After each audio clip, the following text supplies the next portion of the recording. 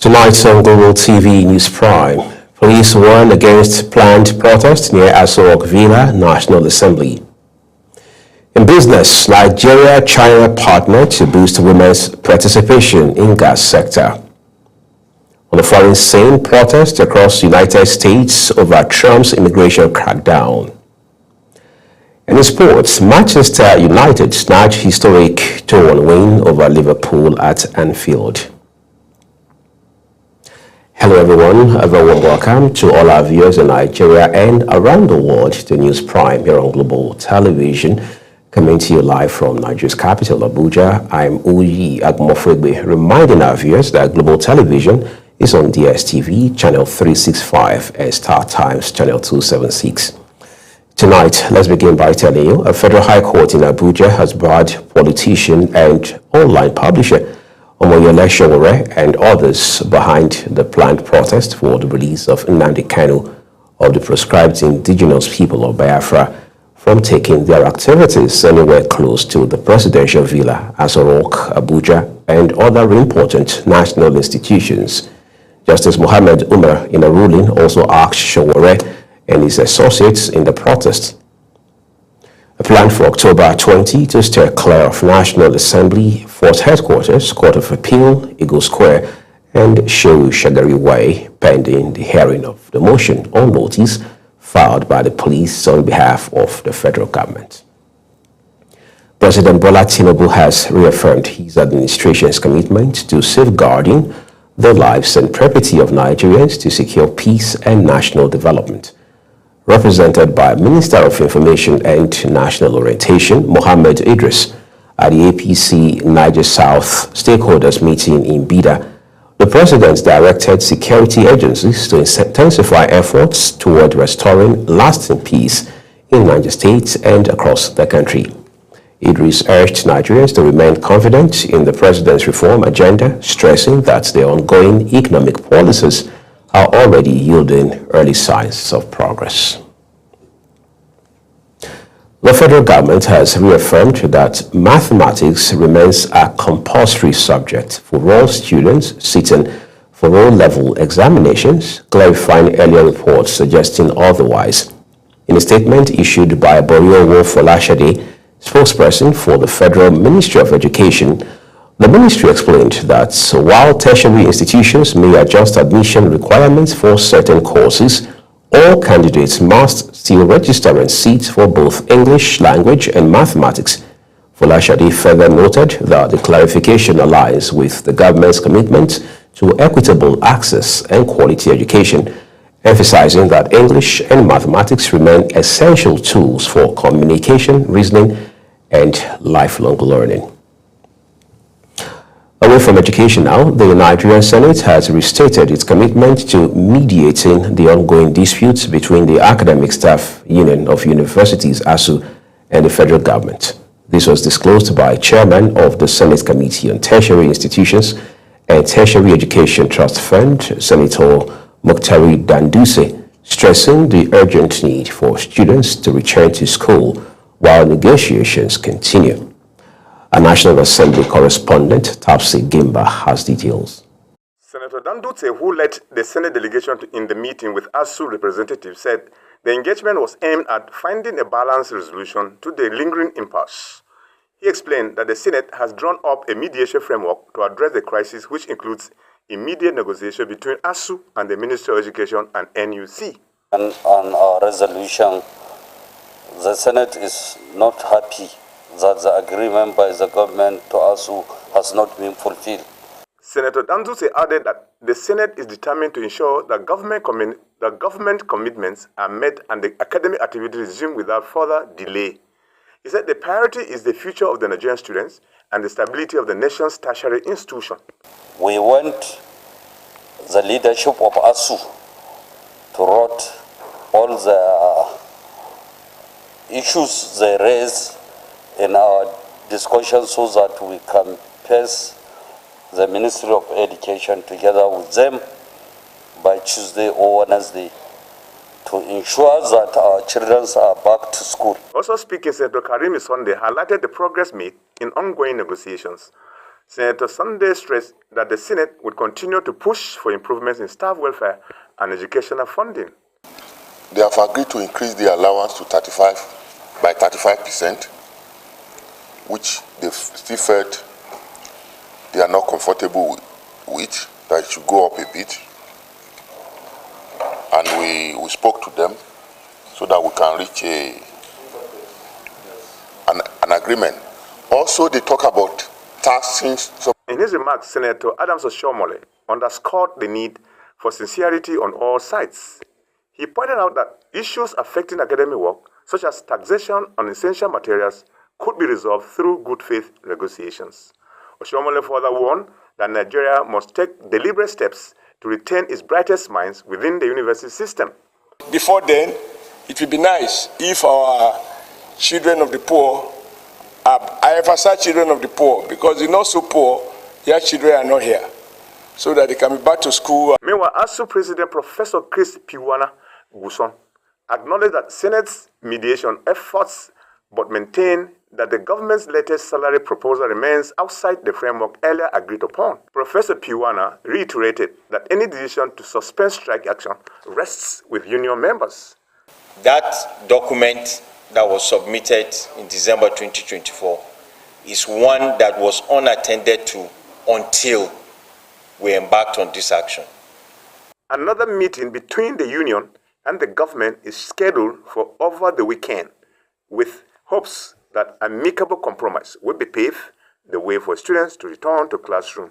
Topsy Gimba, reporting for Global Television News. The Nigerian Meteorological Agency, NIMET, has forecast sunny skies and hazy conditions across the country from Sunday to Tuesday.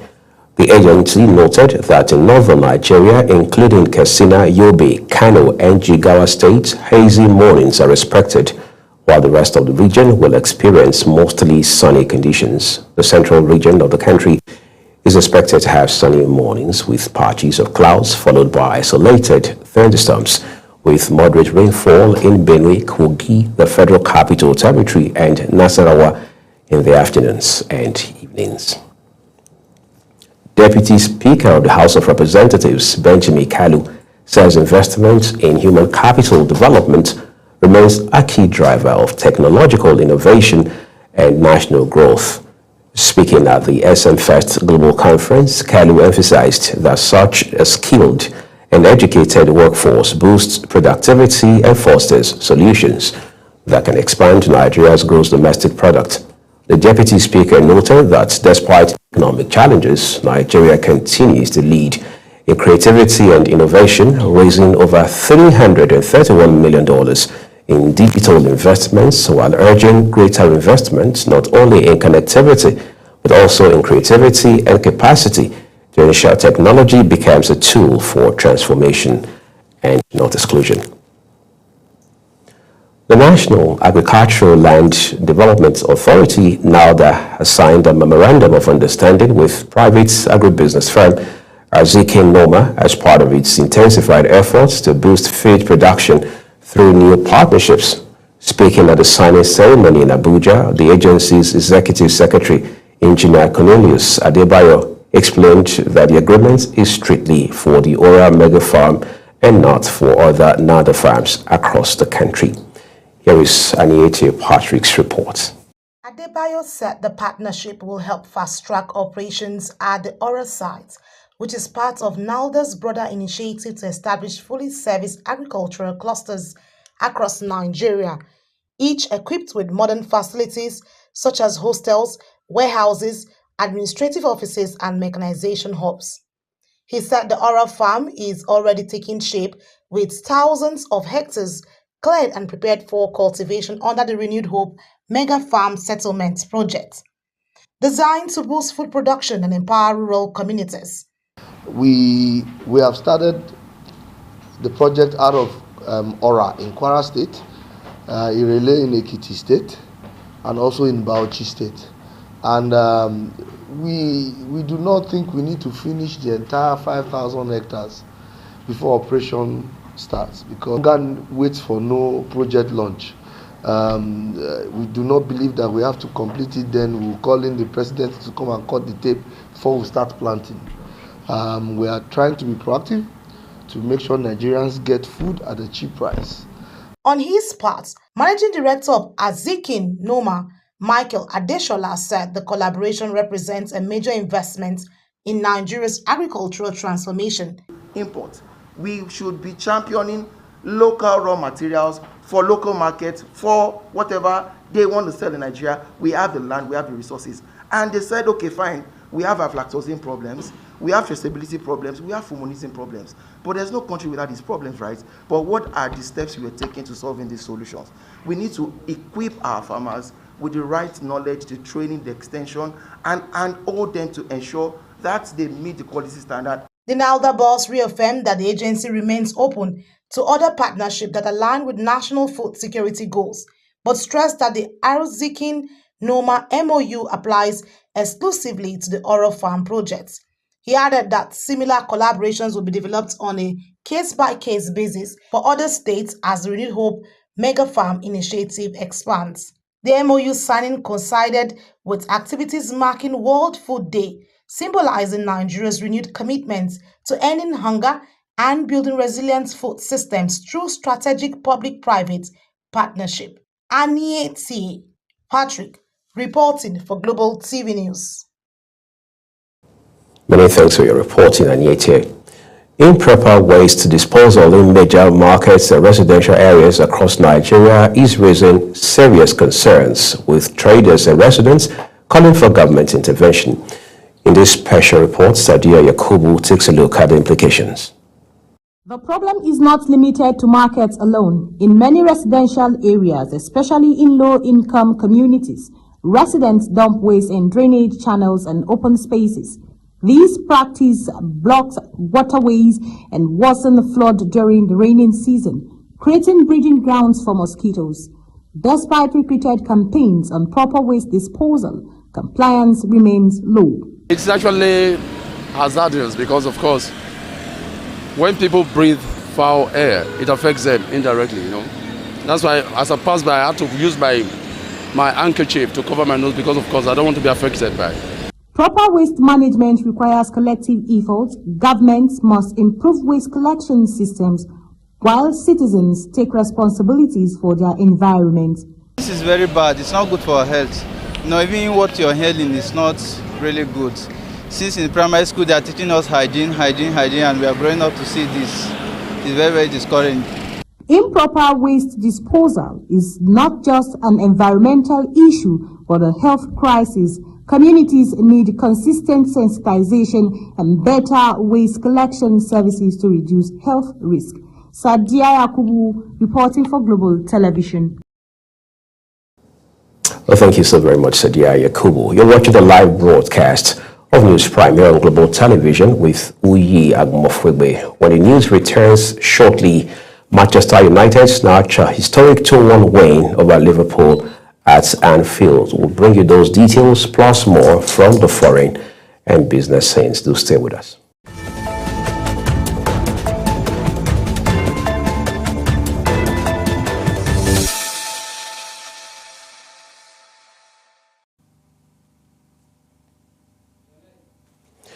Thank you so very much for staying with us, everyone. The second part of tonight's broadcast now returns to business.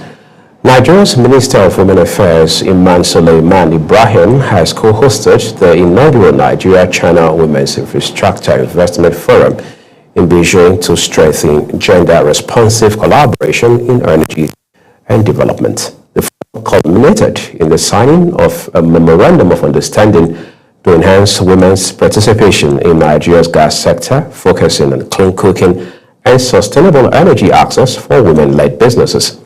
Suleiman Ibrahim said the agreement complements other initiatives under President Tinubu's Renewed Hope agenda, marking a shift from policy dialogue to measurable action for inclusive growth.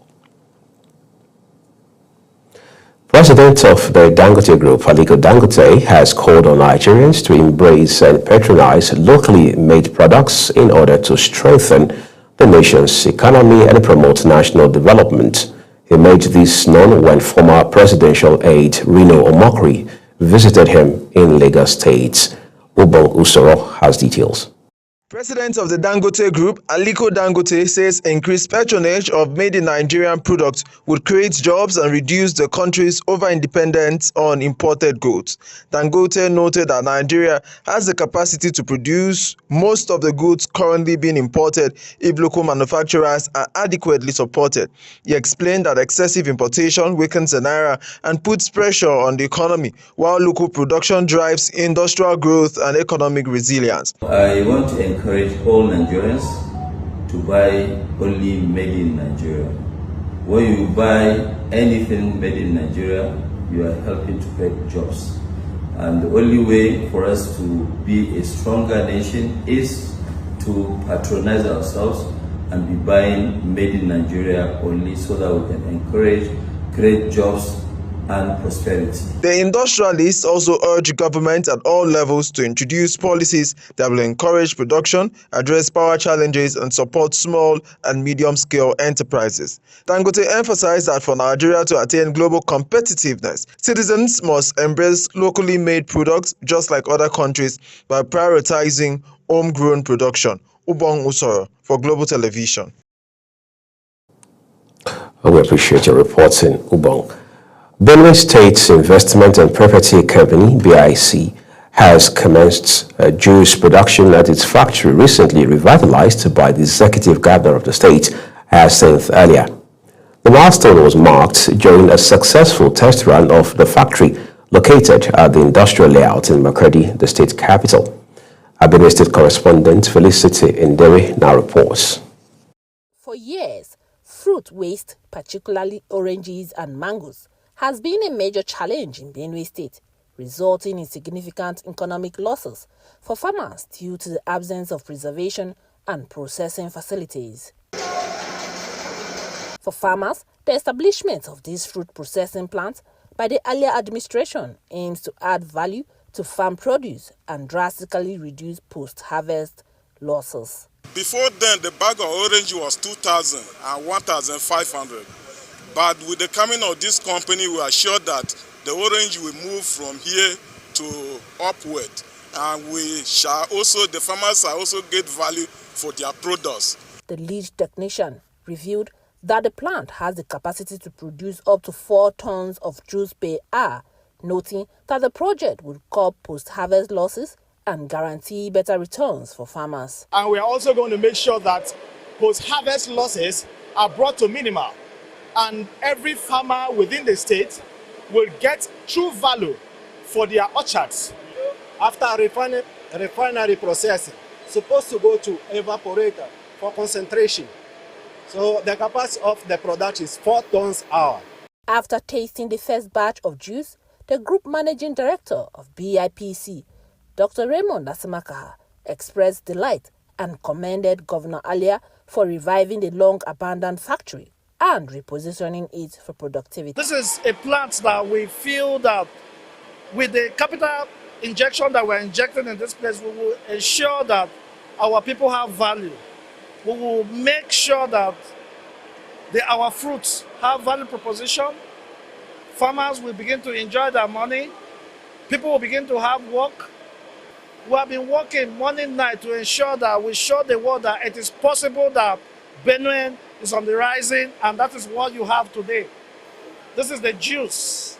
And the oil, we are going to also use it and export it and have FS. The chaffs, we are also going to use it for our organic fertilizer. And just then, there's no wastage here.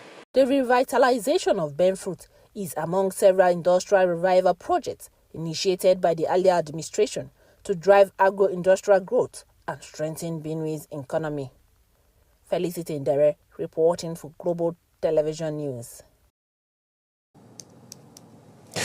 Let's stay with the agricultural sector now. Every year about this time, farmers across the 44 local government areas of Kano State trip into the Kati market to trade in sweet potatoes. Global TV correspondent Idris Jibril reports that, like many other farm produce, this year the prices of sweet potatoes has reduced significantly. This is called the Akata Foods Market in Kano. From here, farm produce like sweet potatoes are distributed to other states including Niger Republic. For the last couple of years, the price of sweet potatoes have gone high, largely due to Nigeria's high cost of living. But this year, the price has fallen, owing to a current reduction in Nigeria's inflation rate. Buy 1,000 naira is difficult for you. Now you can buy even 200 naira and go home with it. So there is a lot of reducing, a lot of payable to the customers, and even we that we are selling it. According to traders, a 100 kg bag of sweet potatoes now costs 20,000 naira, as against 30,000 naira last year. Traders say availability of the product, coupled with low impression rates, are largely responsible for the price reduction this year.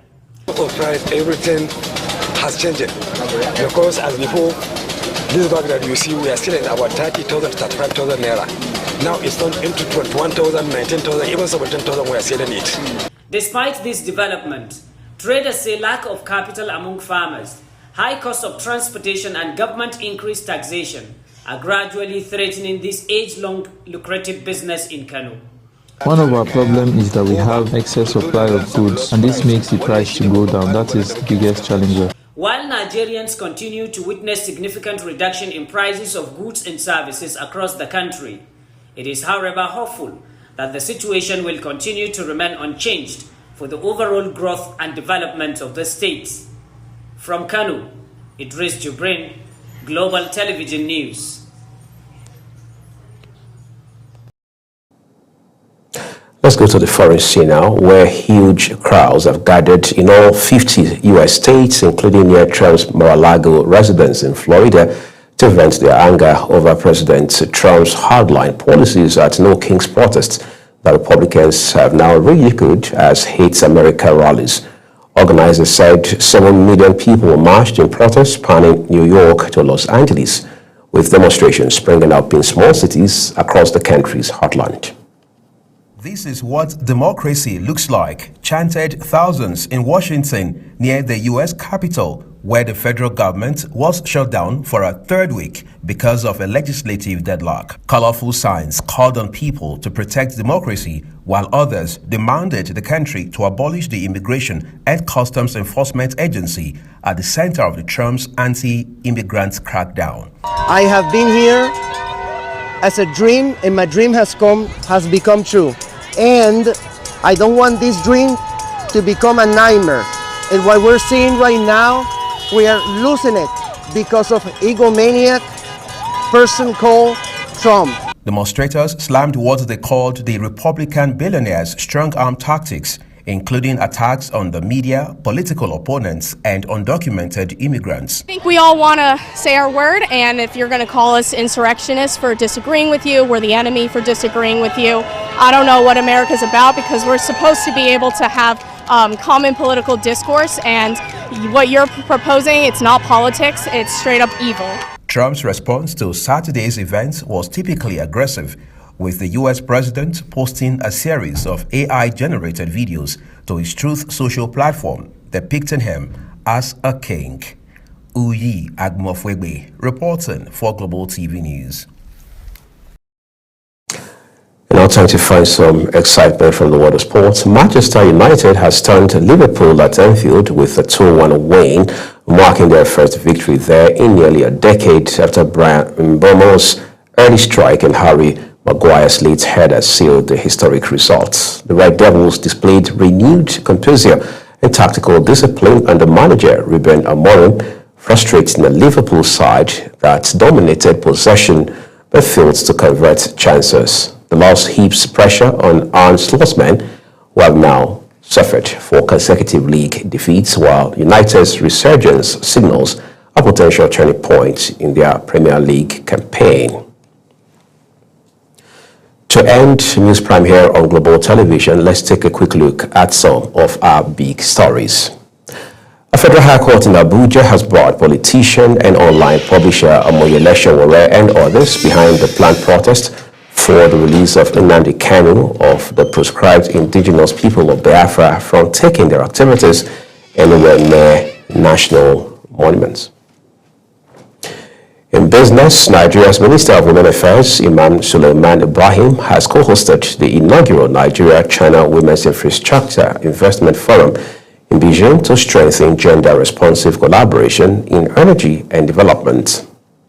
On the foreign scene, huge crowds have gathered in all 50 U.S. states to vent their anger over President Donald Trump's hardline policies at No Kings protests. And finally, in sports tonight, we told you Manchester United have stunned Liverpool at Anfield with a 2-1 win, marking their first victory there in nearly a decade. And that's Global TV News Prime for you tonight. A quick reminder that you can find us on DSTV channel 365 and Star Times channel 276. As always, we encourage you to interact and engage with us across social media platforms using a Global TV NG as well as other handles as you now see on your screen. On behalf of my colleagues who have made tonight's news broadcast possible, I am Uyi Agmofwebe wishing you a productive week ahead. Bye-bye.